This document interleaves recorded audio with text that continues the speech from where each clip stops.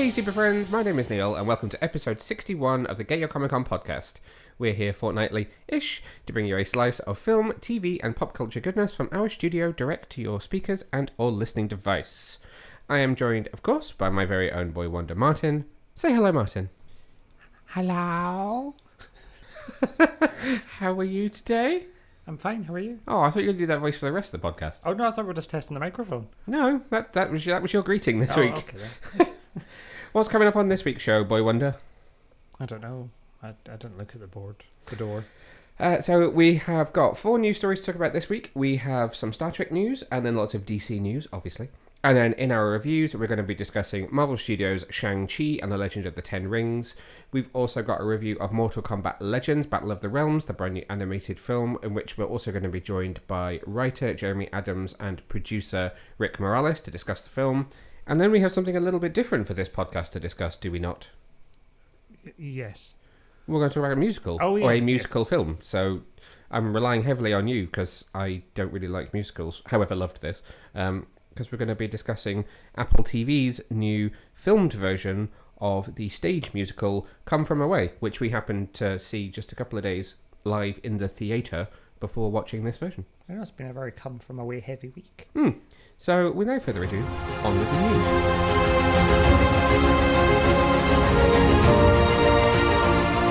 First up in the news this week, we have some casting news from the second season of Paramount Plus and, in this country, Amazon Prime Video's Star Trek Picard.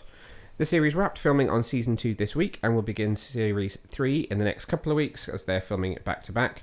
And it has been revealed that Marvel's Runaways star Annie Wershing will be playing a version of, wait for it, the Borg Queen, recurring in Season 2.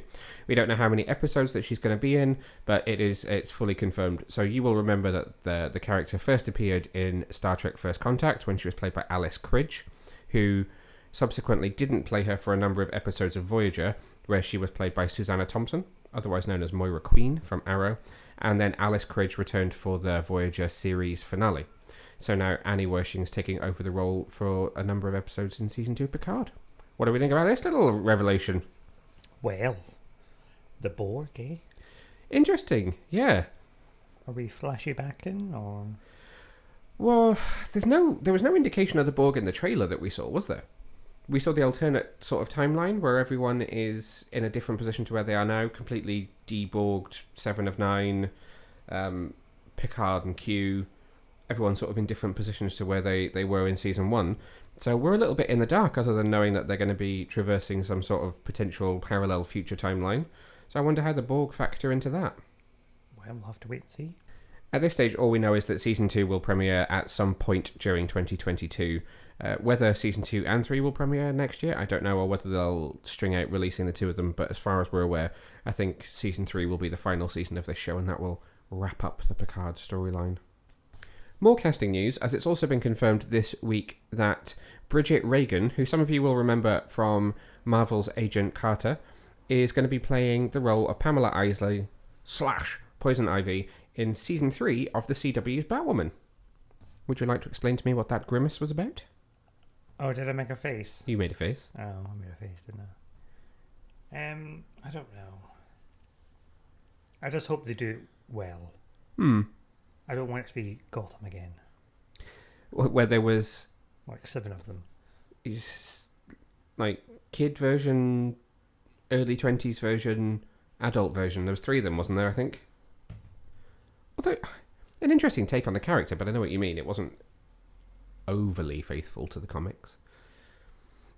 The casting comes following the Season 2 finale cliffhanger, where after the original Kate Kane, now with a new face, raided the Batcave, we see several of the things that she stole from the Batcave washing up on the banks of the Gotham River. One of those things being, was it an umbrella or a top hat for the Penguin? And then the vines come growing onto the banks of the river. So there may well be more casting news to come. We might be about to find out that someone is also playing Penguin in this latest season, but we'll have to wait and see. A lot of people had Bridget Regan high on their casting list for Poison Ivy, be it in film or TV. She was a bit of a badass in Agent Carter. She was in Season 2, I think it was. Or was it Season 1? She was the crazy neighbour that was a secret agent that went around killing people. she was very good in it. Not that I can remember which season it was, but it's been a while since I've watched it. Do you have any thoughts on this? I suppose you didn't really keep up with season 2. No, I really want to like Batwoman. I like Batgirl as well. I really want to like it, but I just can't. Now you mentioned Batgirl, there is a new rumour going around on that one, which I hadn't included in the news for today, just because it's not been hugely widely reported yet, but they are still on track to start production on the Batgirl film later this year, probably in November, in Scotland. Wow. I think I was about to say Gotham is doubling for Glasgow once again, but Glasgow, I believe, is going to be doubling for Gotham again. That seems to be Warner Brothers' favourite choice for being a live-action Gotham City at the moment is somewhere like Glasgow. Well, I would imagine we will find out more about that at FanDome, which we will be talking about in just a moment. But first, we need to discuss the brand new trailer for Season 3 of HBO Max's Doom Patrol. So the series returns to HBO Max on September the 23rd, 2021. It will eventually come to Stars Play here in the UK, as with Season 1 and 2, but we don't know when just yet. We'll keep you updated. My God, there's a lot to unpack in this trailer. Where do you want to start with this one? I don't know if there was a start or a beginning. Let's start with Madame Rouge. Madame Rouge, played by the lovely Michelle Gomez. Said to you, I was really happy to hear that she has her Scottish accent naturally in this, rather than her doing an American accent. I do prefer it when she's has a wee Glasgow twang and she's an evil genius at the same time. Well, it worked really well for her in the flight attendant, so it's nice to see that carried over into this one. So I'm excited to see what she does with Madame Rouge. I don't get the sense from that she's going to kill off a certain major character in this series, but maybe they're going to twist it and shock us. Well, you never know. I mean, she was a bad lady in the comics, but they might have changed things. She's in a time machine. We might get some timey-wimey. She certainly seems to be sort of working with them, not against them, doesn't she? But I suppose there could be an ulterior motive to that. There could be. There is a different version of that trailer that has been released. I've not actually seen it, but it features a little bit more footage and does show Dorothy. There's a prevailing theory that Dorothy will disappear off with the Dead Boy Detectives, which has also now been confirmed to have been picked up as a pilot for HBO Max and soon to be a Doom Patrol spin-off. More on that when we know more about it. That's literally all that we know at this point. So Dorothy is still in there, which is interesting because she wasn't really featured in this version of the trailer at all. No, I suppose they're going to have to finish off Series 2 because they never got to finish that, and then it looks like they're just going to go straight into something completely new with no Chief and no Dorothy. I really hope that they did film... they had started filming what should have been the finale of the last season. I just think they didn't finish it because I think it would be weird to pick up... Although, to be fair, if any show was going to pull it off, it would be Doom Patrol. But it would be weird to pick up from where the last episode left off and not have the Chief be there at all. For anybody that's not aware... Dr. Niles Calder has decided not to be in this series. Sir Timothy of Dalton obviously lives in the UK, and most of this series was shot during quite serious COVID pandemic times, so he chose to not appear in this season just so that he wasn't exposed or in need of travelling. He stayed home, so there won't be any Chief, but I really hope there's some footage of him at the beginning there. There must be, because in the first teaser trailer we got to see the resolution because they're all breaking out of their wax and stuff. So I presume that was filmed beforehand, and that'll just be how it kicks off the season. What else did you pick up on in this menagerie of madness? So quite a lot of exciting things. So we've got the Brotherhood of Evil. And it should be, as per the comics, the Brotherhood of Dada as well, right? Yes. So we've done a gender thing here that we've got the Brotherhood of Evil and the Sisterhood of Dada. So they're fighting both genders, as it were. Yeah, I mean, I suppose it's interesting. So Mr. Nobody applied originally to the Brotherhood of Evil, but they sort of laughed at him and said, go away. And then he then sets up the Brotherhood of Dada. Oh, okay. Which is like reject supervillains, and they're the weirdest group of supervillains you'll ever come across. There's like a man with retractable hands, and they're just bizarre. Don't they do some quite serious damage to the Doom Patrol in the comics? So they do, but we've touched on some of the stuff they've already done. So in Series 1, Series 2, they had the painting where people got trapped in the painting. Yes. That was a Brotherhood of Dada. You've got to say it quickly. You've got to get the drama across to da. So that was one of their plots, because that's how they ultimately defeat them, because they trapped them in the picture. Oh, yeah, I remember you telling me that before. There's also a little glimpse of one of their other major ploys in this trailer, which is the bicycle at the end. Yeah, so what's the bicycle about? Tell me about that. So it's a magic bicycle that when you ride it, it kind of gives off waves of LSD. Oh, so that would be why Cliff then says, "I'm so high." Yeah, so it makes everybody feel happy and spaced out, so it's LSD. So in the comics, Mr. Nobody rides the bicycle across America, and they've got like a school bus of evil or something. It's ridiculous. And it just turns everybody high and happy, and then they've got to stop it. Okay. That's very random. And you've also got a bit of Danny as well. Yeah, now, was that in the first trailer or this trailer? I think it was the first trailer. You're going to have to explain that to me again. He's an ambulance now, isn't he? He's an ambulance now, yeah. So which is the... That's a Gerard Way version of Doom Patrol. Yeah. Do you remember Danny the Street died? Yes. And then when they had the... Oh, it was the funeral, wasn't it? Was it a funeral party? Yeah, then they had Danny the Wheel. Yes. So obviously he's transformed into an ambulance. I'll assume it's going to be an ambulance. I'm trying to think what else I spotted in there. We left Jane in quite a perilous spot, did we not, at the end of Season 2? Was she not thrown down a well in the underground and somebody else was, I forget now who, was permanently in control? Yeah, so one of the original personalities come back and reasserted her dominance. So there's a lot to pick up on there, and she's clearly back in the team, or in some respects, someone is driving the bus in that one. Yeah, someone's there, so we'll see what happens. So there's a couple of clips where they've got somebody with a noose around their neck, one of the other personalities, and so we'll see what happens. What do you think about the look of the Brotherhood of Evil? I like the look of Brotherhood of Evil. It's a very good Monsignor. So you say it's Monsignor the monkey, isn't it? The ape, yeah. He looks obviously fully CGI rather than some sort of prosthetic setup, but he looks pretty good. And then the brain, which we've seen a glimpse of from Series 1. We did, didn't we? Yeah, looks awesome. It's going to be crazy. I don't know how many episodes there are. I presume there's going to be 10 as per what was supposed to have been done last season as well. And the bums are back. The bums are back in town. Yep, I just confirmed there are 10 episodes in Season 3 while you were saying that. There was 15 episodes in Season 1, 9 in Season 2, and so there's going to be 10 in Season 3. Okay. I'm excited about the bums.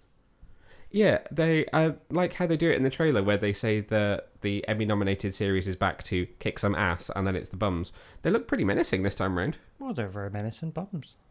So I wonder if we get to go to the ant farm this year, or if we can mention the ant farm. I don't know. There's quite a lot going on with Cyborg in this trailer as well. So his lights have turned blue rather than red, and he's worried about being cut off. So is that because he came from the ant farm, did he not? No. So Larry came from the ant farm. Larry came from the ant farm. He came from Star Labs. I wonder if Star Labs have cut him off. Or maybe his Wi-Fi's down. Maybe he needs a better service provider. Anything else you want to pick up on this, or should we give it till September the 23rd when it's back so we can start doing Doom Patrol Hour? Let's save it till September the 23rd for Doom Patrol. I think I'm busy that day. Oh dear, that's not good, is it? Oh, that's not good. I'm going to have to clear my diary. I don't know how many episodes are premiering that day. I don't know if they're doing a similar thing to what they did with Titans and debuting 3 episodes and then the rest after that. I'm not quite sure. We'll have to keep you posted on that one.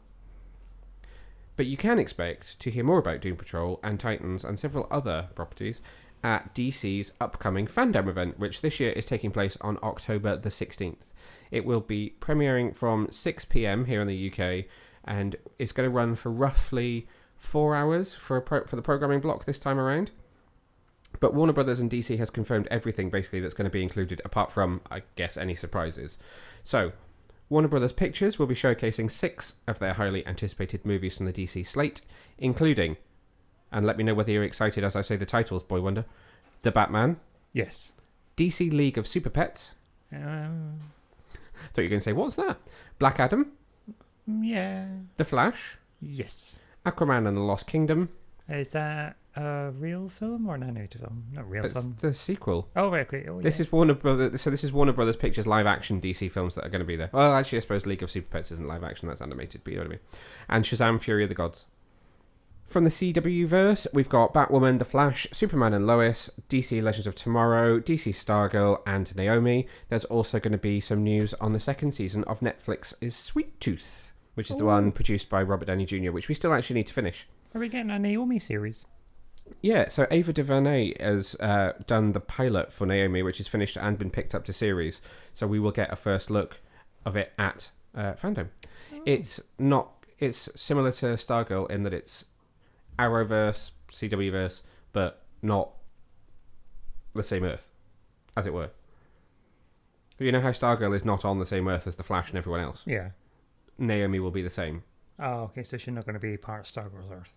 Well, not that I know of. She might be, but she will. She's not going to be in the main mix. It's going to be elsewhere in the CW verse, multiverse. Oh, fair enough. Multiverse.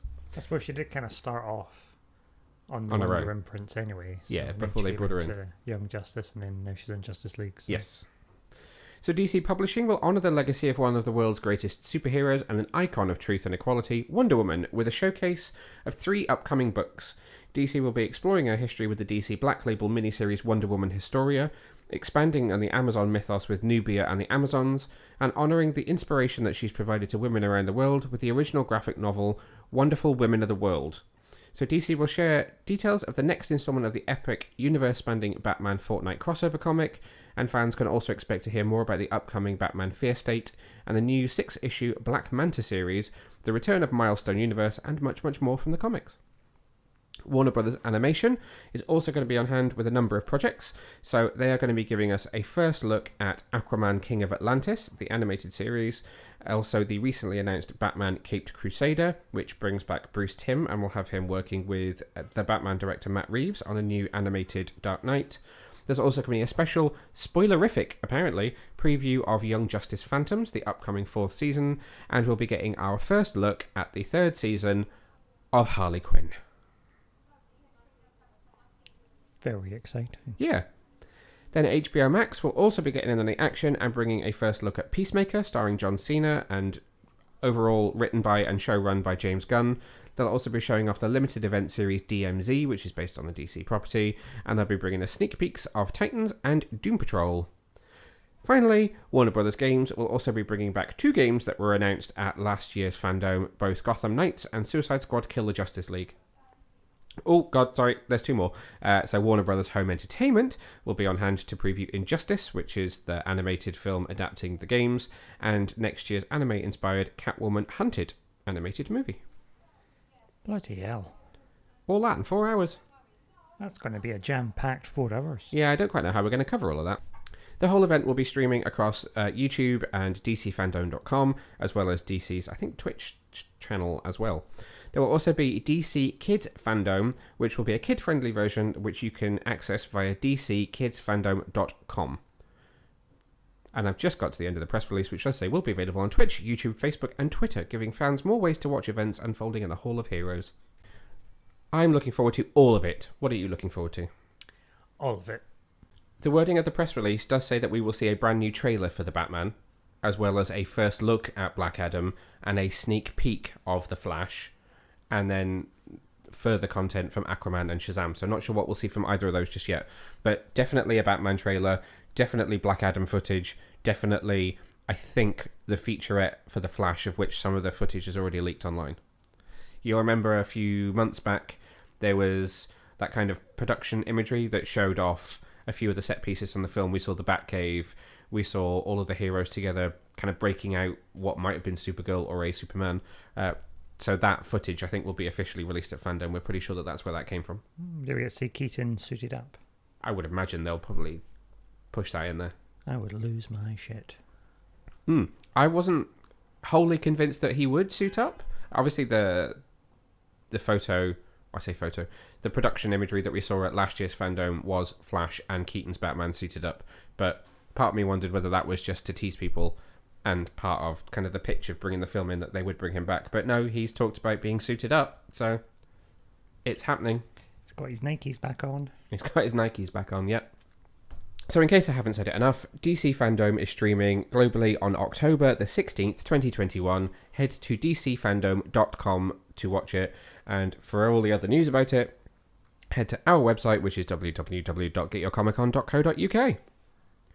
That's it for this week's news. On to our first news.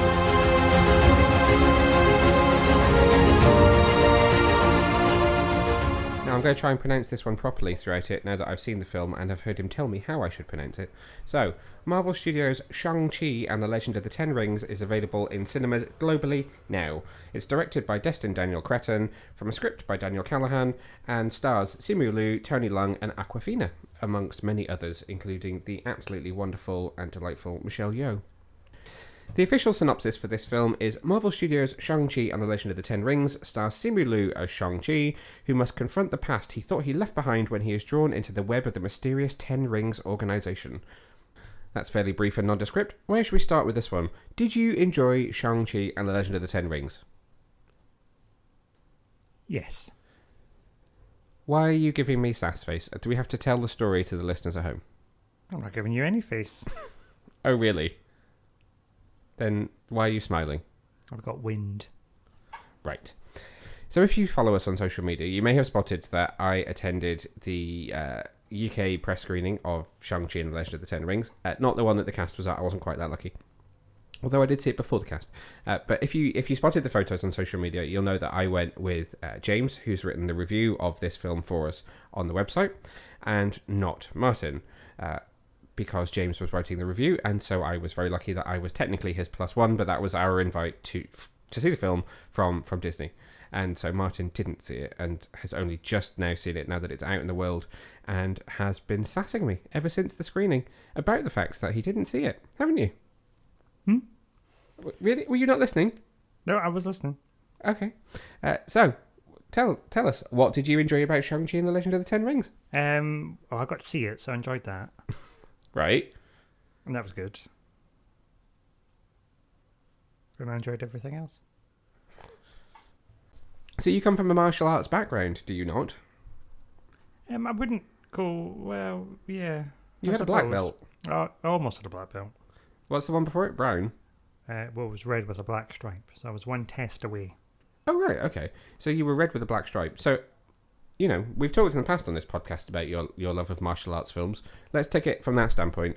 Did this live up to Marvel Does Martial Arts? I think it did for me, yeah. Was it... Obviously, the fighting styles to me mean absolutely nothing. It just looks cool. Was it very authentic? I think so, yeah. I think for me, this is one of Marvel's best films when it comes to the action. I think it's incredibly well choreographed. Every single fight sequence. Yeah, definitely. I mean, it's probably the most actual fighting you've seen in a Marvel film that's not CGI. Yeah, that's the thing. It's very, very real. It's not just sort of two CGI creatures or live action person in giant suit fighting CGI creature. It's hand-to-hand combat for the majority. Obviously, towards the end, it gets a little bit more fantastical, but it does feel very real, and I think that I really appreciate that. I agree. What do you think of the story? And I just want to caveat this. I think it's excellent, and James said in our review that he also thinks it's an excellent story. But there are some out there who feel like there is a very human story and a very martial arts type story, and the origin that's in there in the first kind of half of the film, and that in the second, when things begin to escalate, it becomes too fantastical. With no spoilers, by the way, at this point. We will maybe put a spoiler alert before we talk about a few other points. But how did you feel about that? The way it kind of traverses from San Francisco-based origin story through to Macau, through to where they end up. I mean, I didn't mind it. I don't know anything about the comic book of Shang-Chi and the Ten Rings. So I know very little as well. I know the character of the Mandarin, who obviously is not called the Mandarin here because of Trevor and Iron Man 3. I know him from the 90s Iron Man cartoon because he was the villain in that. And that is pretty much my whole knowledge of that character. My understanding is that a lot of the character of Shang-Chi and the Mandarin and that world has been recontextualized to make it more faithful and, I don't want to say more politically correct, but less white American guy writes Asian history, if that makes sense. Yeah, that makes sense. Yes. I mean, the director is obviously of Asian descent as well, as are much of the cast, much of the people behind the scenes. So this is a much more culturally relevant version of the character, I think. So I don't think you need to worry about too much of the past. But did it work for you where it ends up? I think it did. I mean, it did get a little bit Marvel CGI villain at the end, but I didn't mind that. That formula is always there. Yeah. It's ever present in that they feel like you need to go big in the third act. Which is what they did, and then you have the happy ending and it's all fine, and then you've got the nice teasers at the end. Yes, if you've not yet seen Shang-Chi and the Legend of the Ten Rings, then there are 2 credit scenes, as Marvel quite often does. So there's one that happens pretty quickly after the kind of really nicely stylized credits, and then one at the very, very end. And unusually, it's not a case of one that is set up for the future and one which is more comedic. Both of them are set up for future storylines. It feels a little redundant to talk about this, but what about the kind of the special effects? Is it typical Marvel? Is it maybe a little bit more conservative because it's a new character, new origin? What are your thoughts on that? I just felt, I mean, it was very typical Marvel for me, I think. Yeah, from same for me. CGI. There's a couple of bits which don't work for me as well. There's a scene in the kind of opening monologue story where Tony Leung's character is thrown out of a car, where the car obviously goes off a cliff, and I feel like that there's some very obvious green screen and CGI work there. The landscape doesn't feel very real to me, but that's a very minor niggle considering some of the other stuff that happens in this film. I think I remember thinking, oh, it's a Black Widow moment there when she jumps at the plane. Yes, that's what I thought as well. Yeah, that's exactly what I thought. Something which I think has surprised a lot of people as well is the fact that much of the film is not English language. I know you're not a great fan of reading at the cinema, so did this work for you here? I didn't mind it. It was very authentic to the theme of the film and the culture, so I don't mind that. Yeah, you could feel that, really, couldn't you? You could feel that it was Marvel really trying to make sure that it was faithful to the audience that it is being portrayed on screen. Honestly, I have very little to criticise about this film. It's landed, I say, as I pick up my phone to check where I put it on my Marvel ranking on Letterboxd, but it's landed very high in my rankings. Where would you put this in your Marvel rankings of all time? I put it at firmly number 1. Wow. I put it's my number 6. So my number 1 is Infinity War. Oh yeah, bumped that for me. My number 2 is Civil War. Bumped that. My number 3 is Winter Soldier. Yeah, bumped that. My number 4 is Homecoming. Oh, yeah, okay. My number 5 is Endgame. Yeah, bumped that. And then this is 6th for me. 7th is Ant-Man, 8th is First Avenger, 9th is Far From Home, and 10th is Black Widow. Mm-hmm. Black Widow I actually had higher, having just seen it, but really, objectively, Black Widow hasn't held up as well for me as I thought it would do. And then you see this film and think, my God, this is amazing, and makes Black Widow seem a bit more of an afterthought, which is really harsh, but I did enjoy it. What do you think about the cast? So let's talk about them before we dip into just a couple of spoilery bits before we wrap up on Shang-Chi. Simu Liu, great lead. Do you feel he carried the film well? He did. Carried the action well? He did. Yeah, I thought it was absolutely excellent, and I can't wait to see what is next for him. We'll talk about some of that in just a second, but it'll be interesting to see when they get to a point where there's another team-up film, how he will fit in with the landscape of whoever the Avengers are now. I don't know much about his background. What's he come from? What's he done? So, he was in an animated series for one episode called Corner Gas Animated as Gerald Mesmerizer. He's in 65 episodes of Kim's Convenience. He's one of the leads in that. I think that's the thing that people know him from most. A film called Women is Losers. He was in an episode of Aquafina is Nora from Queens. I've never watched that, but I kind of quite like to now. So, I don't know very much about Aquafina. The first thing that I had ever seen her in that I know was her was obviously the most recent Jumanji film. She's in that. She does an amazing Danny DeVito impression when his spirit passes into her body. But her TV series is Aquafina is Nora from Queens, which I have not seen, but is supposedly very, very good. He's also been in one episode of Fresh Off the Boat, a TV miniseries called Yappy. He's in 15 episodes of The Expanse on Sci-Fi. I'm going to scroll through really quickly. Oh, he's in one episode of Orphan Black as Mr. Mitchell.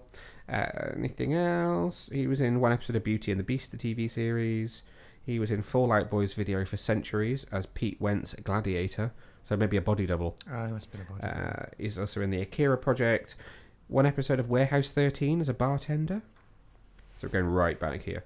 And one episode of Nikita, which was like a slightly cheaper version of Alias, as desk officer. Mm. Yeah, he's awesome though. So we talked about Aquafina for a second there. What did you think of her as Katie? I like Aquafina. I liked her in that film as well. Jumanji? No, not Jumanji, the other one. Oh, she was a dragon.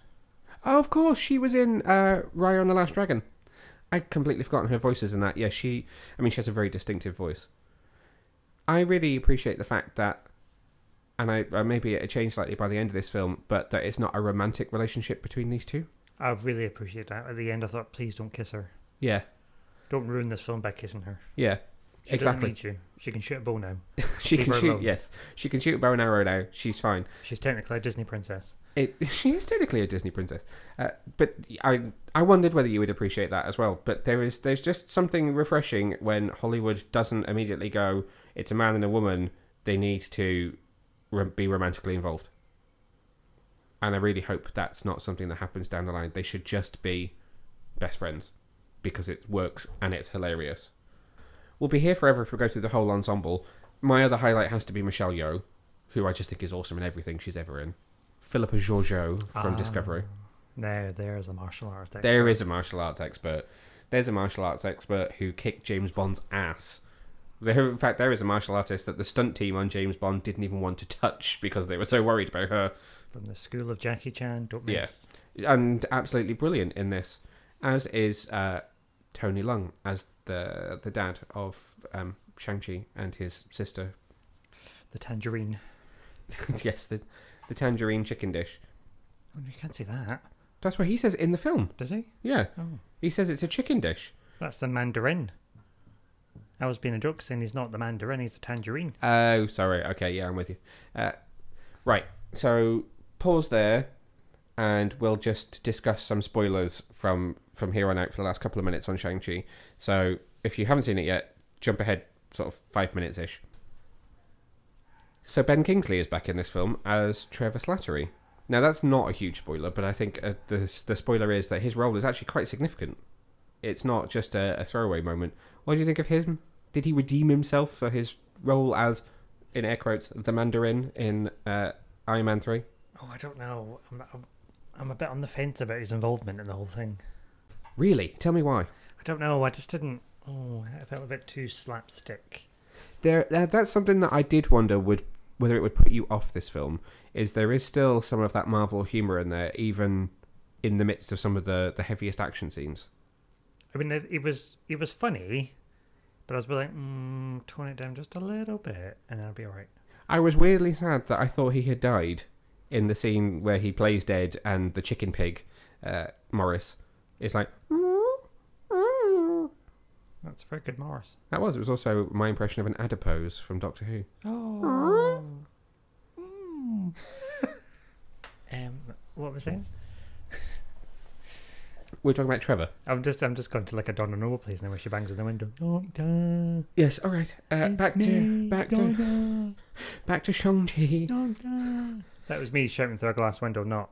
Yes. So you weren't sure about the comedy?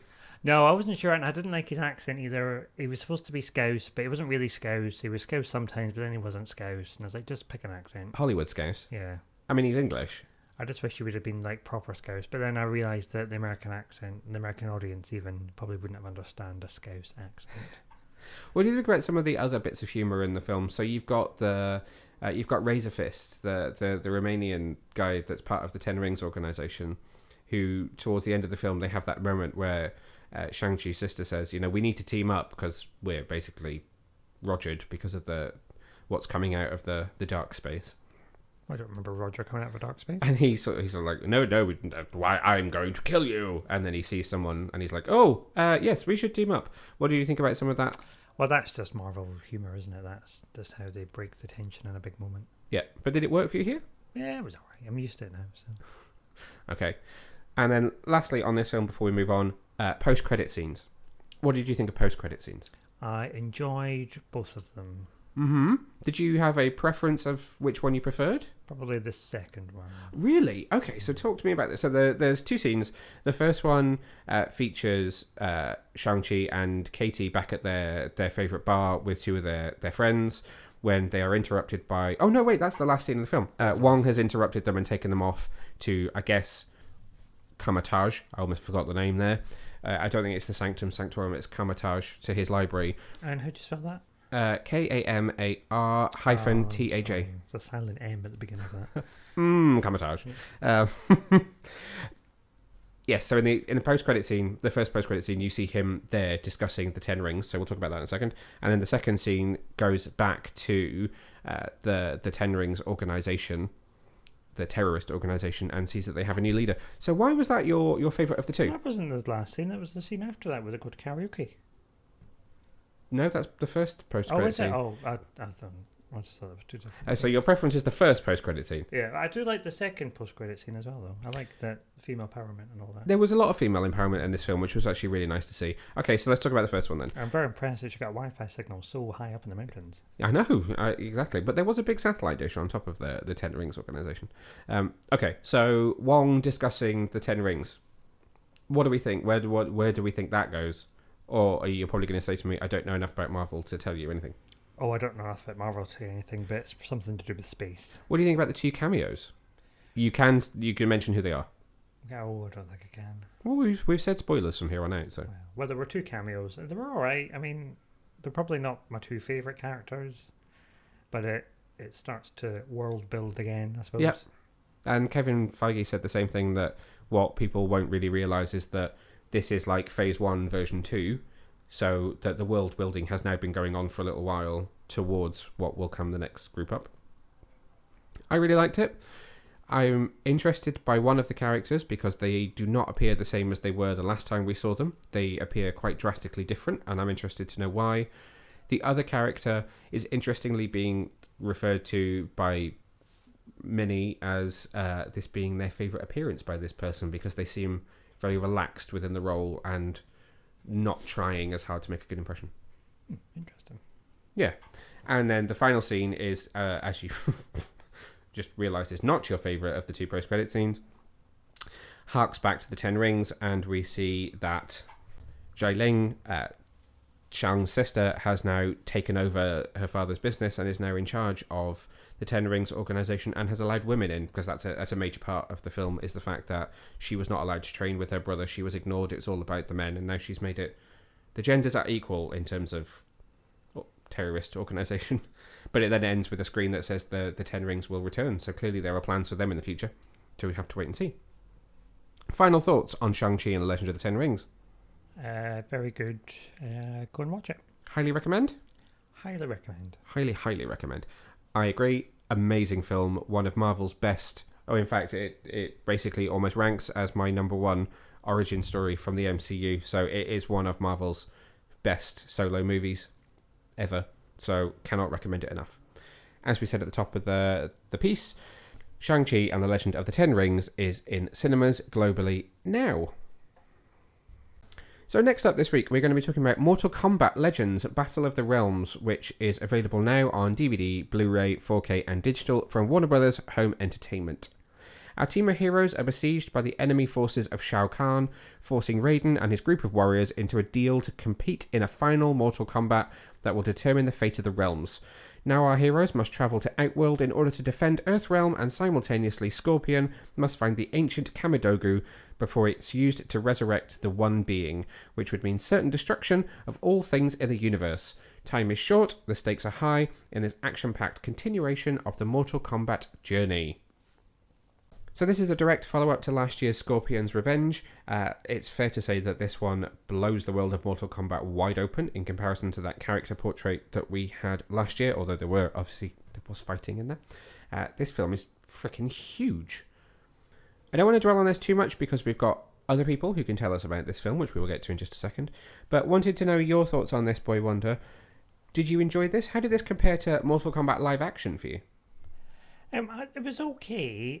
I didn't enjoy it as much as the first one. Okay, because it was so big, because this film really is very, very big. I don't know what it is about it. I enjoyed the first one more, I think. Okay. That's interesting. I think there's a lot to really enjoy in both of these films, and it was interesting to learn in talking to the creative team that when they were commissioned to make the first film, they were commissioned for 2, so they always knew that they were going to be making 2. So that's why they did it the way they did. It's one kind of journey through the 2 films, so that Scorpion has a journey that runs right through it, as does Liu Kang. So that I thought was really interesting. What impresses me the most about this film, and some of it is there in the synopsis, is how much they pulled from all the different Mortal Kombat games. Can you tell me the year in which the first Mortal Kombat game was released? No. Can you guess? Probably not. Do you want to? Yes. Don't burp. 1980. Nope. 70. Nope. 90. Yes. 3. No. Close. 1992. Oh. So next year is the 30th anniversary of Mortal Kombat. 30 years. Yeah. And They make you feel old. yes, thank you. I remember playing it in arcades in 1992. When you were 15. My God. You cheeky bastard. But what I'm trying to say is they pull a lot of elements from across the entire 30-year history of the franchise. So the Kamadogu, for instance, is something that they pull in here, which is they're like magical runes that are used to bring back godlike powers. There's a lot of different elements of Mortal Kombat lore that you probably don't get. I mean, you will see it in the games, but in terms of the storytelling when they make movies, this is not something that they generally do. It's not something that they did in the 90s version of the Mortal Kombat movies. But here, it's very much a story which is befitting of the games, but played in a movie scenario, which is great. And I was really impressed by that. And I said in my review that this film has a real tangible foot on the gas all the way through. Like the last film, you had that very similar introduction to Scorpion, which plays a lot like the live action film, and then it goes through the combat tournament and introduces the characters, whereas here it's like, okay, we're starting at a 5 and we end at like a 15 and we're just going to rock it from one to the other, and it's just constantly escalating. So I appreciate that. I think they did an amazing job, and I love the animation style. Okay, gore. How do we feel about the gore in this film? Because there is, I'm going to say, a shit ton of it. Yeah, there was a lot of drippy gore. But I think there are people who can talk to us about this film much better, who know it much better than you and I do. So first up, let's have a sit-down chat with producer of both Mortal Kombat Legends movies, Rick Morales, for his story on how this film came about. Hey, Rick, how you doing? Hi, Neil. I'm doing okay. How about yourself? Yeah, I am very well, thank you. Good to talk to you. Okay, so I caught up with Jeremy yesterday to talk about Battle of the Realms, and he mentioned that he started working on the story for this film kind of pretty much after Scorpion's Revenge. So was it always kind of in your mind that there was going to be a sequel to that movie? Did you kind of see that it was going to continue? Yeah, we knew pretty early on that we'd be able to do another one of these, and so we, when we started planning the first one, we had it in the back of our heads where it would lead and what path we were going to take it. And then having kind of honed in on Scorpion with that first film, was it always kind of in your mind as well to go bigger with the sequel? Because I think it's quite fair to say that you really, really went big this time around. I can't stress enough, it was really big. I think that the my thought on this was we wanted to do as much as we could. We didn't, like I said, we knew early on that we were gonna get 2 of these, that we were gonna get to be able to tell one story and basically through 2 films, and and that's it. There's no guarantee that there'll ever be another one or anything like that. So we wanted to try to tell as complete a story and just throw as much of the Mortal Kombat world into these films as we possibly could. And and also, for me, I wanted to sort of, and I think Netherrealm was really on board with this too, is to kind of show things that haven't really been seen before necessarily. So the places that we take this film in particular, especially towards the end of the film, are it's big, it's otherworldly, and I don't think that that's something that you typically see in Mortal Kombat, or the Mortal Kombat that the general public at least is familiar with. Yeah, I know what you mean. You mentioned working with Netherrealm. I know that the co-creator Ed Boon also worked pretty closely with you guys on these films. How was it working with them? Was it a good kind of collaboration to bring it to animation? Yeah, I think I've worked with other companies before on projects, and you always hope going in that it's going to be like a good collaborative thing, and that you're going to get on well and all that. Ed has been amazing. Ed and his team. I really look to them to make sure that we're doing justice to their creations. He's the guy. He's the guy that created this stuff. He knows more about it than I ever will. And so the great thing about them is that they are open to new ideas. They are open to us taking this franchise places that possibly no one has seen before, and in fact they're very encouraging to do that. But they also keep us on the right path. If we're going askew on a design or something like that, and it's all about being faithful to the subject matter, and they've been very good guides for us and very good collaborators as well. I think you can feel that when you watch the movies as well. I think faithful is definitely the right word to use, which is great to see as a fan, and it's a very rabid, vocal fan base. I think Mortal Kombat. I mean, at this point where we're at 11. Mortal Kombat 11 is the most recent one. What was the response like from the fan base to Scorpion's Revenge? And I mean, I know obviously this film isn't out yet, but are you feeling the anticipation amongst the fan base for the sequel? I think people are excited about it. I mean, I was happy with the response to Scorpion's Revenge because like you said, rabid. I think that's pretty. Yeah. pretty good Yes. word. And the response could have gone any number of ways, but I was pleased. But I mean, I think ultimately what I was trying to do is I'm a fan of this stuff as well. I mean, I don't get the opportunity to play it as much as I used to when I was a kid, but but I'm familiar with it, and I've known the world since I was playing it in the arcades back in the 90s, and I want to see it done right too. Yeah. I want to see the characters that I love, and I know these characters, and I know all the potential that they hold, and also that in a way, Scorpion's Revenge, it was close to sort of what people were familiar with the first live action film. It covered some of the same ground as far as them going to the island and having the tournament and all that stuff. But it was a twist on it, but it was it's familiar. Yeah, there definitely. there are places that you could take this world that I think that that are unexpected. Like I think all of these characters, they're all pretty deep. They all have layers to them. You could totally spend a whole movie exploring Sub-Zero or really drill into Sonya's motivations. Obviously we don't have the time in 2 films to do all of that, but the potential is there. Yeah, So that's absolutely. what I love about. Yeah.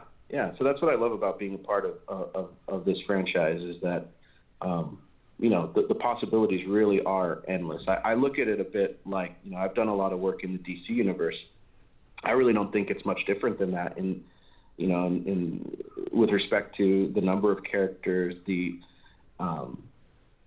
amount of lore and history that they've created in the games, and sort of just the endless possibilities that Ed Boon and his team have put forth in even some of these later games like Mortal Kombat 11. Yeah. Some of the stuff that they do in that game just really opens it up. So I think there are endless possibilities. I completely agree with you. It's true, and likening it to DC is perfect. There is, you're absolutely right. There is so much there, and it was something that Jeremy and I talked about yesterday, and the potential for, other tournament films, solo films. There's so much there, and I was doing a bit of research on it just earlier before chatting to you, and I hadn't even realised. Like you said, I remember playing it in arcades back in the 90s, but I hadn't realised that next year's the 30th anniversary. What do you think makes the franchise so enduring? I mean, it makes me feel old to think that it's 30 next year, but it's amazing that it's lasted as it has. Yeah, especially for something that was so like, I don't know, almost divisive when it was initially released because of the amount of blood and gore, which is really quite laughable when you look back at what was in the original Mortal Kombat, compared to what they do and what we do now. I think, the places that they were drawing from, look, when this project was proposed to me initially years ago, the first thing I thought, being familiar with it was, well, yeah, of course, this has everything that I would want to work on. It's got magic and monsters and ninjas, and it's got everything that you would want to do. So I think there's something for everyone in this, and I think that's why it's enduring. They're pulling from all these cultural phenomenon, people that or things that people really know and understand. Bruce Lee and sci-fi movies and horror films, and it's all wrapped up into one like little package. So I think that's part of the reason is and the characters have become so iconic. I mean, Liu Kang, Scorpion, Sub-Zero. Like, I don't know. Is there anyone that doesn't know who these are? I'd put them on the level of a Batman or a Scooby-Doo at this point. Yeah, for sure. Yeah, definitely. You are absolutely right. As you were saying it, I was just thinking it. It's that same kind of proliferation in the zeitgeist, like your Supermans and your Batmans. It's unbelievable. Just again with the cast of characters, how there are so many characters in this film. What was that conversation like between the creative team trying to decide who to include in this film this time around? Well, yeah, it was difficult. I mean, it was very difficult. We knew we wanted to introduce some new characters, and open up the world a little bit, show a little bit more than what we could in the first one. But narrowing that down was a task, and to be quite honest with you, there are characters that didn't make it into the film that were planned to be there. But one character that early on that we talked about, and we actually, I think in maybe one of the first drafts of the script, was Nightwolf. He played a role really early on, and it just, it was too much.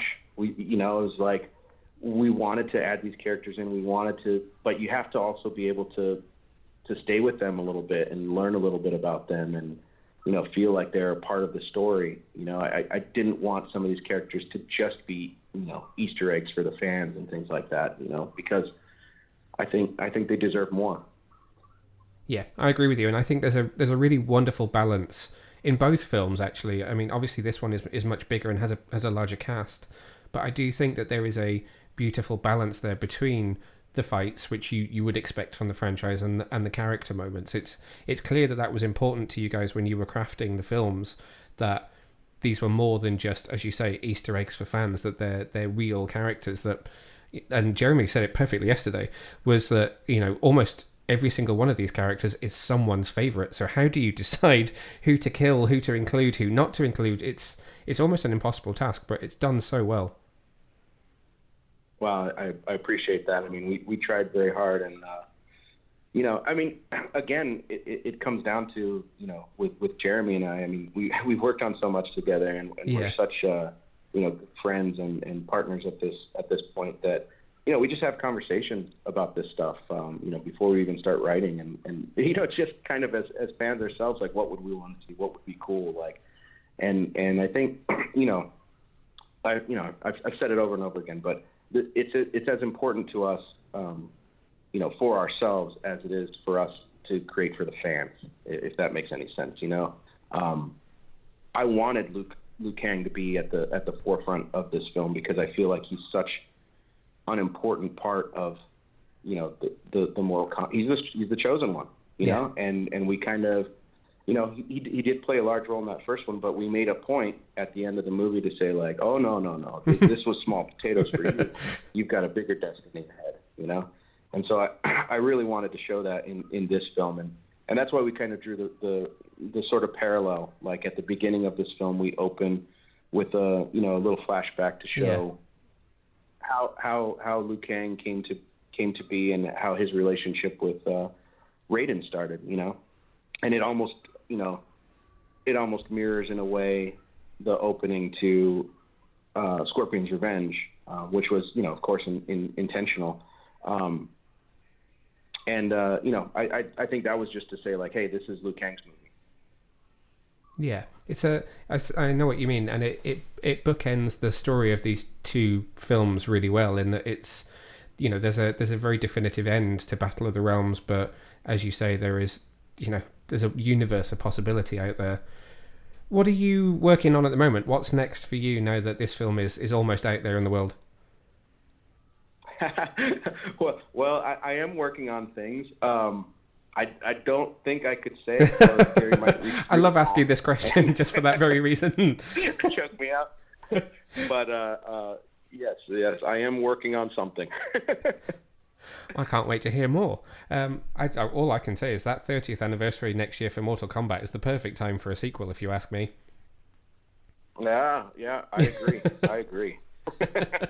Well, thank you very much. It's been a pleasure talking to you today. Best of luck with this film. I can't wait for people to see it. I was on the edge of my seat, and I did not know who was going to be safe by the end of it. So it was quite a wild ride.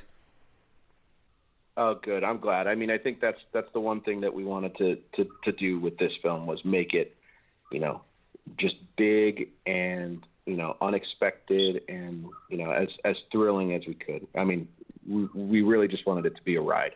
Yeah, I definitely think you've achieved it. Fantastic. Thank you so much. Awesome. Thank you very much. Thanks. So that was Rick. He was really cool to talk to. It was nice to talk to somebody who, I mean, always these people are fans of the things that they're talking about, but to hear him talk about the fact that he remembers going to play it in arcades, it's nice to know that it's a project that means a lot to him and it's not just another day in the office, per se. But let's get a little bit more about the story of this film. So I was also lucky enough to sit down with, I'm going to call him like friend of the family at this point, because this is the third time that Jeremy Adams has been on this podcast. He was on for Scorpion's Revenge. He is also on for Justice Society of America World War II. And he's back again to now tell us about writing Battle of the Realms. So here's my chat with Jeremy about making this film. Hey Jeremy, how are you doing today? I'm doing okay. Just trying to make it through this crazy world. So what's going on, guys? Aren't we all? Yeah. So Mortal Kombat Legends, take me back to the start on this one. When did you know that you were coming back to write a second film in this kind of burgeoning franchise, should we call it? We pretty much knew right away. So I turned in the first one, and obviously in the first one I left it off with like talking about Liu Kang. Hey, you're not supposed to defeat this guy. You're supposed to defeat the big honcho, or the big head honcho. And so we knew right away. The second movie was, I think we truncated it a little bit, just because there's so much mythology in Mortal Kombat, and trying to thread the needle of like tell as much as we possibly could, because we're just like, we didn't know if it would be a success or not, the first one or the second one. And so what we wanted to do with both of them was, with the first one, to give kind of a flair of like, hey, this is Mortal Kombat. This is a on-ramp for people that may not be familiar with it. And then with the second one, especially for fans, they know how big the universe is, but to show other people that are already on from the first one, this is how big the universe is, and we haven't even scratched the surface. Because I think what Ed and Dominic and the story team over at Netherrealm have done for, 11 games, have created a really intricate and complicated universe, and we just try to distill it down because we're like, hey, we got 2 shots at this, and so this is our chance to kind of explore some bigger concepts. And Rick was really, really excited about that aspect. He wanted to talk about the Elder Gods. He wanted to talk about the Komidagu and some of that stuff, and so we had to just figure that out, all while going, and there's going to be a tournament, and so a lot of it was there in some of the original video game stories, and we just tried to put it together into, a narrative format for, a movie. So I was going to say to you, I mean, the Kamidogu, you just mentioned it there, is obviously, that was introduced, I think, if my memory is correct, in Mortal Kombat Deception, and then was kind of brought back in some of the more modern games. But there is, and you've just touched on it there is so much media across this franchise. There are so many characters and so much story. How do you go about researching? Do you kind of lean on that team at NetherRealm to try and help pull some of the different aspects that you can put into the story? Well, luckily, I mean, Ed and Dominic had told me that, like, this fan base is really very, really excitable, and they have a lot, and so just doing starting out with my own research of what are the toys we're going to want to play with. Luckily, there are so many fan wikis and fan sites that have expertly broken down everything. So it's an easy way for me to access that information. And then what I do is, we'll put up how many characters we want to use or what characters we can use. And we have to check and say, like, hey, can we use these characters? Can we kill off these characters or not kill off these characters? The one sad thing about Mortal Kombat that's really hard is every character is somebody's favorite character. Yeah. But the paradox is, and yet this is the most violent game to ever exist. And so people have to die, so knowing that you're going to have to kill people and knowing that it might be somebody's favorite. And it's still one of those things, even when we wrote it, I turned in a fairly large script. And so we had to take out some subplots and stuff for stuff that I was super excited about and to explore the world even further. But there's only so much time. So we're hoping that, hey, this will be well received and that we'll be able to dip our toes back in the universe again and again, because it's been really fun. And it's been overwhelmingly a positive reaction from the fan base. And part of that is because our animation team, the storyboard guys, the animation groups, Ethan and Rick, they really took cues from the game and they just amped that violence up, which is really, really fantastic. And there's one particular thing with Stryker that happened that I remember writing it in the script based off of a fatality. I know what you're talking about. Anything. Yeah, and I remember going oh my gosh, that is just too much. And they're like, you wrote it. I'm like, yeah, but it didn't look like that in my brain. It's like you guys took it to the nth degree again. So it was really fun, really fun. I can't wait for people to see it. I mean, like you said, the reaction to the first one was so positive. I think it's gonna absolutely blow people's minds watching this. I mean, did you enjoy it? Oh yeah, I really enjoyed it. So I watched this last night, and I think the only way I can say it is, in terms of films this year, I thought going into The Suicide Squad was the only time I needed to worry about characters I loved being killed off. But watching this film is like a roller coaster. I know. But you can't literally. I mean, there's a thing. This is no, you can't win. Right? You can't win. You can't win. It's the Kobayashi Maru of games. I don't know what to tell you.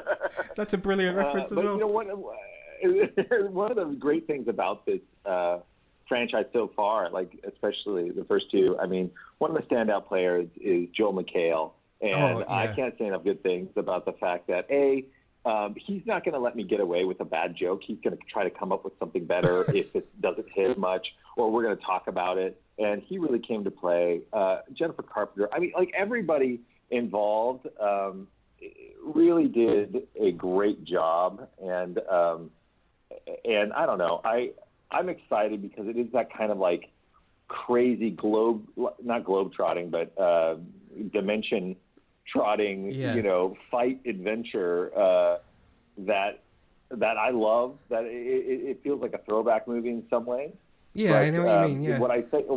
What I really loved was something that we didn't get to explore as much in the first one, and that is just being able to, Liu Kang is the star of Mortal Kombat in a lot of ways, and people were giving me flack. I remember with Mortal, you nerfed Liu Kang, and I was like, but I knew because I had written another one and it was already being animated. I'm like, oh, okay, not only did I not nerf him, I'm just giving him that moment of insanity. And Jordan Rodriguez did such a good job, and I think we brought a lot of heart to Liu Kang's story, especially with the beginning. I think both movies really benefited from having this kind of like emotional underpinning, where in Scorpion's Revenge you really got that history with Hanzo and his family, and then the same thing with Liu Kang, seeing the relationship between him and Raiden, and that was something in the writing that really came out to me and really had fun to figure out, not just Liu Kang, but I found myself really digging into Raiden in a way that I didn't expect, and seeing him as more than Christopher Lambert or maybe a emotionless figure. It's like, who is this guy? Why is he the guardian of Earthrealm? Like, what is it? And just his love of Liu Kang, I thought was really well done. So I was going to ask you about that, and I know it's something that you and I talked about when we were talking about balancing out the story for Justice Society World War II. But how do you balance out all of that action with all of that character? Because there is, I mean, it's the kind of thing where you get to the end of it and think, hang on a minute, was that 90 minutes, or was that, did I just watch 2.5 hours? Because there's so much in there. How do you do that? I mean, for me, I really, and some of it was, like I said, some of it was truncated because I really tried to find the little arcs for each character. And what's so great is, it's that Han Solo, Princess Leia saying, I love you, and him saying, I know. That's like such a formative writing experience, because if you're a nerd of inequality, you know that originally there was a big long monologue or something that Han Solo had to say, and Harrison Ford was like, no, this is what it's going to be. The cool thing is I get to rely on these voice actors in ways that I know I can do something very simply and very quickly and know that they can pull it off. And that's kind of part of my mission, is like, I don't want to just have a fight scene with Johnny and somebody. I want that fight scene to inform Sonya and her, begrudging affection of Johnny. It's like, I don't want Jax to just be in a fight. I want to call back to the most traumatic moment of Jax's, life, and then see him kind of overcome that with, by kind of and originally I think I had I tried to use a different character. It was like, and they were like, no, you can't do it. So there is elements of that, by the way. When I run past characters and run past things, we have to find out who we can and can't use. But with Battle of the Realms, what I hope that Mortal Kombat fans will do is I hope they'll give us a lot of grace for the fact that we just truncated 7 games into one movie. We tried to tie in a bunch of plots, and a bunch of the fact that we had the Elder Gods, the fact that, like I said, the Komi-Dogu, the fact that we're talking about Bihan and, the Sub-Zero and Cyrax, all that stuff is huge swaths of lore and plot that we try to put together. We were maybe our eyes were too big for our stomach, but we tried. No, not at all. I mean, from my perspective, I think it worked really well. It doesn't feel truncated. It felt like a really well-contained story in this film, and yet there's plenty of room for more, and I'd love to hear if you've got any ideas Right. about what you'd like to do next. But it's still Oh. there's still a self-contained story there that, there's a beginning, a middle, and Yeah. end to this part of the Mortal Kombat Right. lore. So I for me it worked brilliantly. But yeah, any ideas about what you might like to do next? Oh yeah, lots of ideas. And that's all. And I that's can all say you will there. I want people to really enjoy this, and I hope people pick it up. I hope that we can explore Mortal Kombat not just from the vantage point of the tournaments. Now that we've set those up, I would love to. In my dream world, it would be like I would love to have solo movies. I would love to be able to go off and explore 1,000 different characters in 1,000 different ways. Because again, scratch the surface. Like if I was HBO Max or so, if I was control of the world, like you have a Game of Thrones franchise in a way. You have things like Adenia, the fall of Adenia. You have all these other realms, and in those realms, sordid histories. You have the fall of Shang Tsung. Like how did he become this? Gone from Earth realm to this guy that's working for the bad guys. Like all that stuff. There's so many cool ways you could go that have ever either been set up in the video games or comics or other media, or haven't been set up and are just blank parts of the lore that are begging to be filled.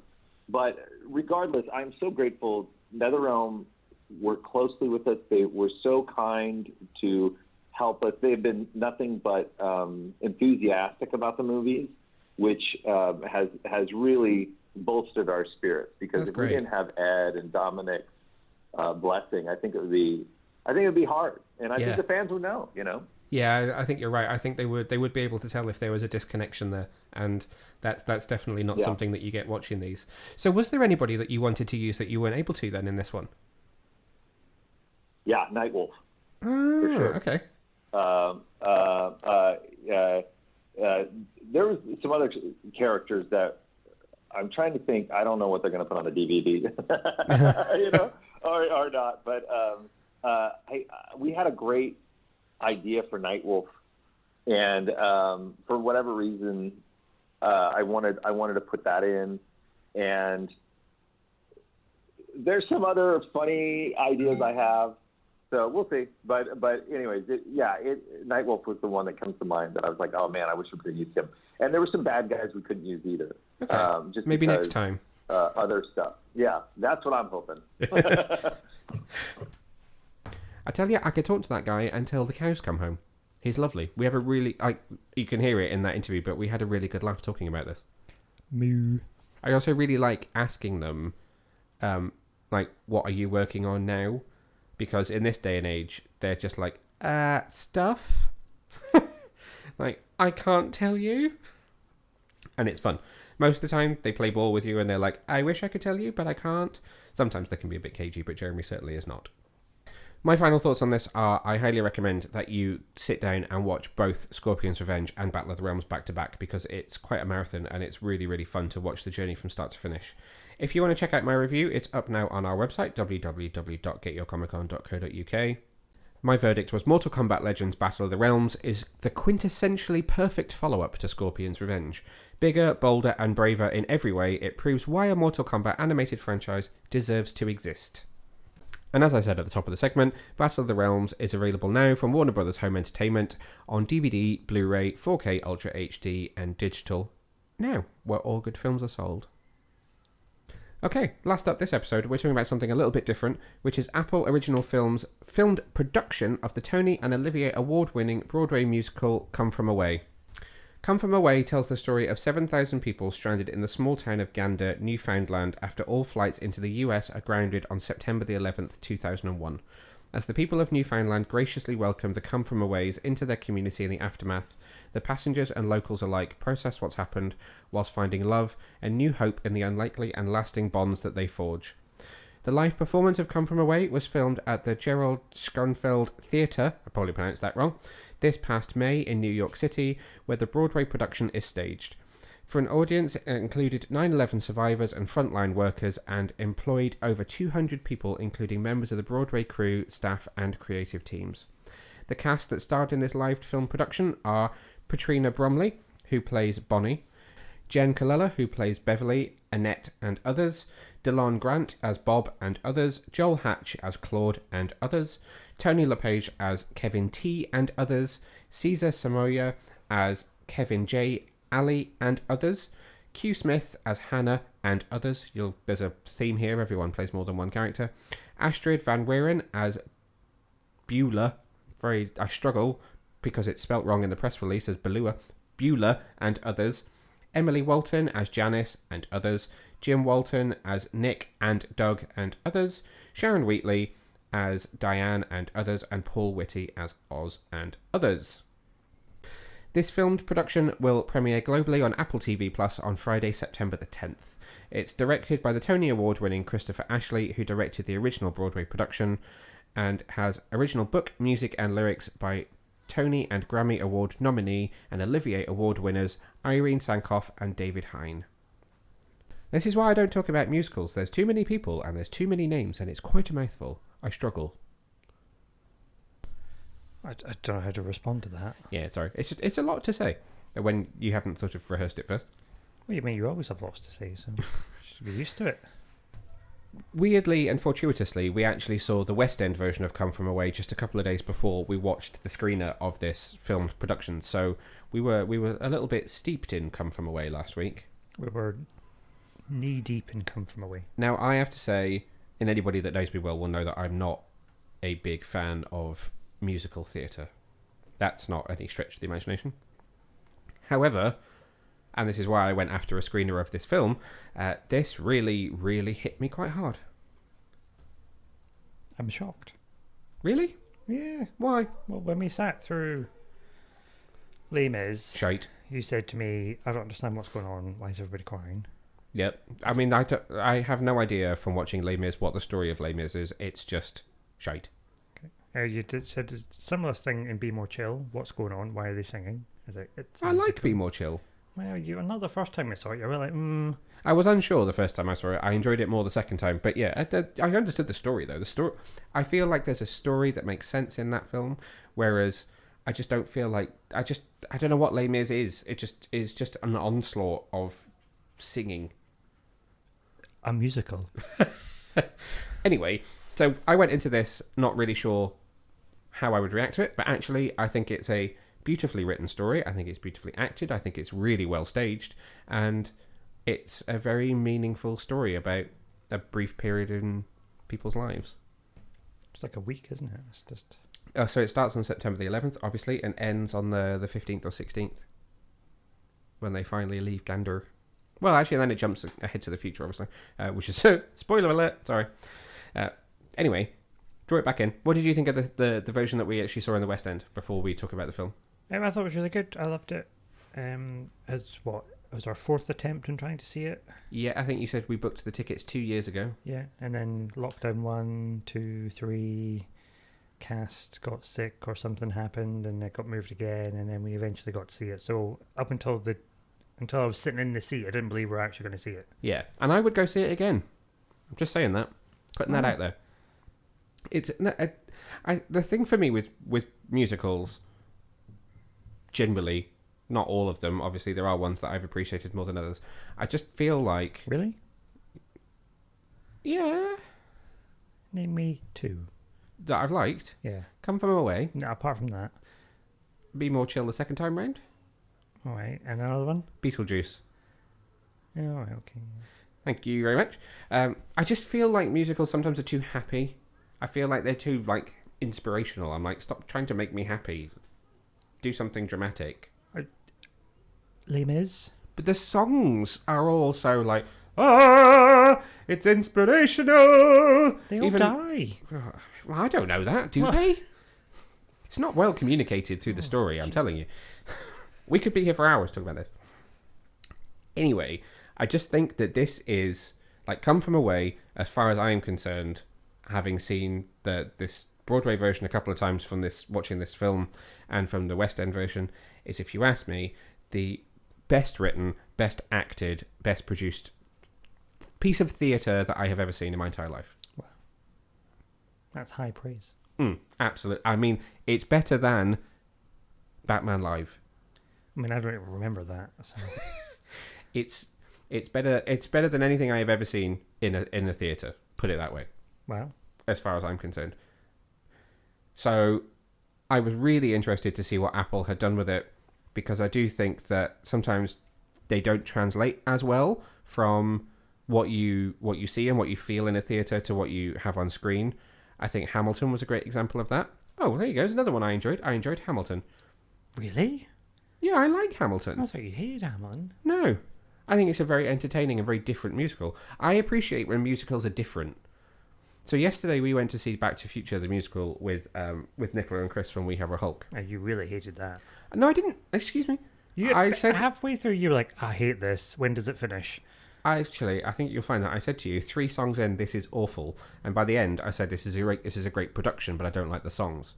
I think that's a very diplomatic thing to say. Oh, they did wonderful lighting. Well, no, they did. I mean, they did do wonderful lighting. The technical effects and everything that they did on stage was brilliant, but the songs in it were absolutely completely derivative and forgettable. And prime example, I asked you before we sat down to record this, can you remember any of the songs from it? And you said...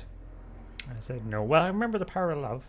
Yeah, but apart from The Power of Love and Johnny Be Good, which are in Back to the Future, the film, can you remember any of the original music? Going Back in Time. Hum me the melody. We're going back in. That was the final song. Well done, you finally managed to. When I asked that you this was earlier... from the film, though. I mean, it's not an original song from the musical. There you go. So name me an original song from the musical. Oh, all right then. Grumpy. But this is, but no, this is what I'm trying to illustrate. For me, most straight up musical theatre is just completely forgettable. I just think it's all very predictable, and for me is just not something that I enjoy. But I enjoy it when they do something different that is memorable. So I think Be More Chill is quite different and memorable because it's very fresh and young. I think something like Book of Mormon is also very original and therefore memorable. But what I think about Come From Away is that it's very sophisticated theatre. And I said it to you after we saw it, which was that it doesn't focus on a young cast. It's not all happy. And I know Les Mis is not happy, but I just feel like it's too much of an onslaught to understand.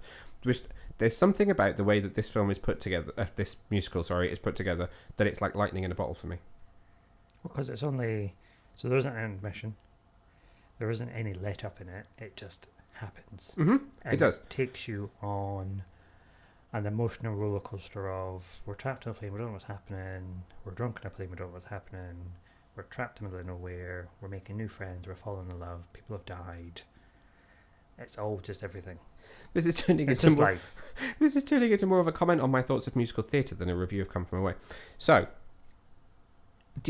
how do you feel like this filmed version recreated what you saw in the theatre? I think it did it very well. I mean, it was just a straight up recording of the show. Mm-hmm. You do miss the atmosphere of being in a theatre. You'll never be able to capture that, but yeah, it's the next best thing. I mean, when we watched it, so when we saw it in the theatre, I was quite choked up towards the end. It's the song Something's Missing, which I think is probably the most poignant for me. I think that's a brilliant song. And it was the fact that in the theatre you could hear people kind of going... And I mean, the girl behind me was absolutely sobbing. She was inconsolable. And you missed that, I think, in a recording. Well, I don't know, when we watched it with Mum, she bawled her eyes I mean, out. your mum did bawl her eyes out, so let's be fair, there was still some crying in the room at the time. So, it does... And actually, that's a good way of showing how well it translated. I mean, she had never seen the musical in the theatre, so this was her first experience of it. And, yeah, it really emotionally affected her. Something which I really appreciate is the way that this is filmed, and it is similar to how Hamilton was produced, which is that they obviously filmed it just a run through with the audience. You can see the audience when the camera flips to the back of the stage at times, but throughout the entire performance you don't see a camera once. You don't see any impact from a production being filmed throughout it. But then there are close-ups and moments where the camera is on the stage, in the middle of the stage, around the actors, and clearly those were kind of fill-in shots that they must have done later, probably without the audience there. But again, you never see the cameras, so it never takes you out of it. Once you're in it, you are still, for me, wholly in it until the end. Agreed. So my only struggle, and this is something, again, which I struggle with in musical theatre in general, is once I've seen something, that cast is my cast. And obviously this is the Broadway cast, we saw the West End cast. How did you feel about the actors that were in this version, knowing that most of them, according to the cast list, originated this in the original production? Yeah, it was weird. So, because I'd listened to most of the soundtrack anyway before. And they're the voices from the soundtrack, aren't they, most of them? And the voices from the recording. You know, my friend Elaine plays it all the time. Mm-hmm. To then see the British cast and then go back to the filming of the UK cast, not the US version, it did feel a little bit like, oh, it's not really my cast, but at the same time it is. Yeah, that's. I guess that's a bit more confusing. I hadn't listened to it, so the only song that I knew was the pilot song, which is the one that you've shown me on YouTube before to say we're going to go and see this. So I knew that song, but other than that, it was all new to me.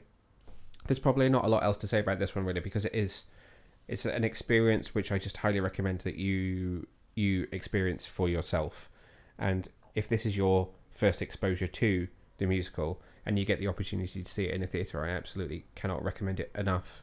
We're reaching a strange point in the journey of the story now, in that there's probably going to be a large number of people that weren't actually alive when it happened. Well, that's the other thing, is obviously this is the 20th anniversary of September the 11th, so there are now people who are turning 20 this year who will not remember it. So I was watching the news this morning, they're obviously talking about Afghanistan and the Taliban, and they were saying that actually 75% of the population were never actually alive when they were in power the first time round. So it's a very different view on things now. So when we think back of those decisions and the things that happened and the events, how society is managing that and remembering it and moving on with it is going to be very different, because a lot of those people, we've got a whole new generation now. Well, actually, to be fair, there was a mother and son sat in front of us when we saw it in the West End, and the boy was probably only 10 or 12, and it never even crossed my mind at the time, but that was probably his education about what 9/11 was. Yeah, and it's interesting because in the show it doesn't actually, they never talk about 9/11 directly. They never say, oh, plane 1, plane 2. No, they don't. They don't mention the collapse of the towers or anything, I don't think, do they? They don't have to, because the stories of the individuals. Yeah. I mean, it's touched upon in, again, something's missing when they talk about seeing it when those who lived in New York returned to it, and the impact of it is there. But even without directly referencing it or having any scenes that take place there or mentioning it, you still get the full emotional impact of what that felt like. And anybody that was alive when it happened will absolutely no doubt remember exactly where they were at the time it happened as well. My second day ever of college. I remember sitting in a classroom at school. It's very sobering, let's put it that way. So I think let's leave that one. Let's leave an exploration of Neil's thoughts on musical theatre right there, and say that both of us cannot recommend this enough, which, I mean, coming from Martin is high praise as a connoisseur of musical theatre. Coming from me, who is a total Luddite, this is a masterpiece. So I honestly cannot recommend it enough. And now's the perfect time to see it, because it's London Theatre. They say it's London Theatre Week, but it's really like London Theatre Month, so most of the tickets are on sale. Yeah, check it out in the West End, and you can watch this filmed version of the Broadway production of Come From Away on Apple TV Plus from Friday, September the 10th onwards. That's it for this week. We'll be back in a couple of weeks. I think it's time we bring back some comics. I need to do some serious reading and catching up. We've just had 2 weeks off work. If you listen to the last episode, you'll know that we were discussing when we were going to get to record this episode, because we were going away for the weekend at the end of our holidays. I was supposed to use that 2 weeks off to catch up on all my comics, and I somehow failed miserably. Terrible. We're going to be watching Apple TV's Foundation, which is going to be the next thing that we're about to kick off, so that's going to be a really fun journey, and we'll see what's coming up. But we'll be back in 2 weeks' time with more news, more reviews, and more acerbic Scottish wit from the Boy Wonder. So until next time, bye!